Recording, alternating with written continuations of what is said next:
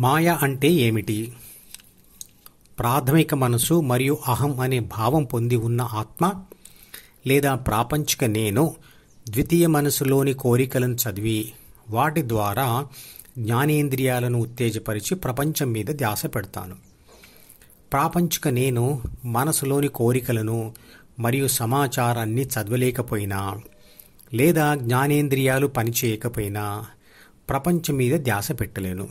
ఏ ప్రపంచానుభవము కలగదు. అప్పుడు నాకు బాహ్య మానసిక ప్రపంచాలు రెండూ ఉండవు, మాయం అవుతాయి. అలాంటి స్థితే ప్రమాదంలో మెదడులోని సైనాప్స్ వంతెనలు అంటే జ్ఞాపకాల గదులు ధ్వంసం అయితే ఉంటుంది. అది కోమా స్థితి. అదే స్థితి గాఢ నిద్రలో ఉన్నా లేదా ధ్యాన సమాధిలో ఉన్నా వస్తుంది. కానీ ధ్యానంలో ద్వితీయ మనసు గాయపడి ఉండదు. జ్ఞానేంద్రియాలు పనిచేస్తూనే ఉంటాయి. కానీ ప్రాపంచిక నేను ప్రపంచ దారిని వదిలి ద్వితీయ మనసులోని ధ్యాన కోరికతో హృదయం మీద ధ్యాస పెడుతుంది. అంటే దారి ABCGలో వెళ్తుంది. గాఢ నిద్రలో మరియు ధ్యానంలో ద్వితీయ మనసును చదవడం ఉండదు కాబట్టి ప్రపంచము మాయమవుతుంది. మనోపుస్తకాన్ని చదవడం ఆపేస్తే ప్రపంచం మాయమవుతుంది. మనసే మాయ. మనసు అనేది నేనే రాసుకున్న ఒక పుస్తకం మాత్రమే. అందులోని రాతలను ఎప్పుడైనా ధ్యానం ద్వారా మాయం చేయవచ్చు, అంటే చెరిపివేయవచ్చు.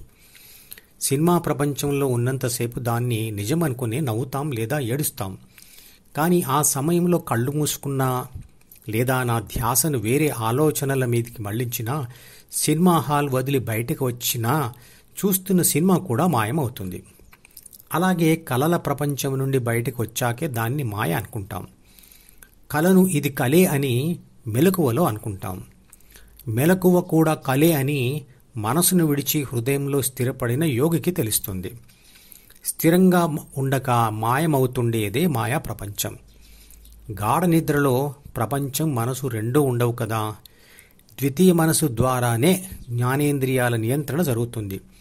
జ్ఞానేంద్రియాలే మనకు శరీరం ప్రపంచం తెలిసేట్లు చేస్తాయి. ప్రాపంచిక నేను ద్వితీయ మనసుకు అతుక్కొని ఉంటే అది నాకు ప్రాపంచిక మాయ అవుతుంది. అప్పుడు నేను లేదా ఆత్మకు పదార్థ దృక్పథం లేదా ప్రాపంచిక దృక్పథం ఉంటుంది. శరీరం మరియు శరీర సుఖాలే సర్వస్వం అనిపిస్తుంది. ధ్యానం చేసి ద్వితీయ మనసును విడిచిపెట్టినప్పుడు ఆత్మకు శక్తి దృక్పథం ఏర్పడుతుంది. అదే స్థిత ప్రజ్ఞ. అప్పుడు అసలైన నేనుకు అంతులేని శాంతి, ఆనందం ఉంటాయి.